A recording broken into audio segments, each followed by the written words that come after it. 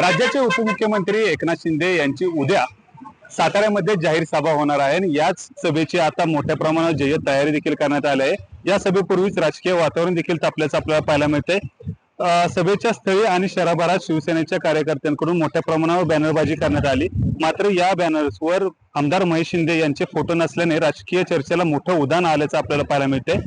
जिल्हा परिषदच्या अध्यक्षपदा निवडीवेळीची घडामोड घडल्या आणि आमदार महेश शिंदे यांनी भाजपसोबत हातमिळवणी करत त्यांच्या पत्नीला अध्यक्षपदी बसवण्याचा आरोप कार्यकर्त्यांकडून करण्यात आला आणि त्यानंतर मोठ्या प्रमाणावर नाराजी नाट्य कार्यकर्त्यांच्यात आणि आमदारांच्यात आपल्याला पाहायला मिळालं। त्यानंतर कार्यकर्त्यांमध्ये मोठी नाराजी देखील वाढली होती।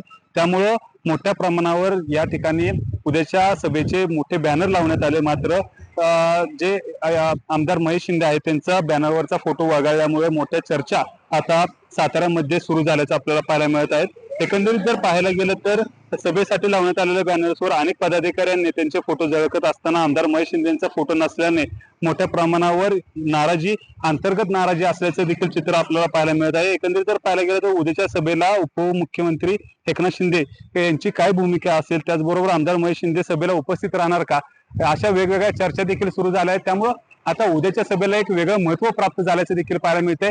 आमदार महेश शिंदे यांची नाराजी या बॅनर्सवरून दिसून येणार का, ते उद्याच्या सभेला असतील का, हे देखील पाहणं तितकंच महत्त्वाचं ठरणार आहे। कॅमेरामन ओमकार सह वैभव बोडके, एबीपी माझा, सातारा। एबीपी माझा, उघडा डोळे बघा नीट।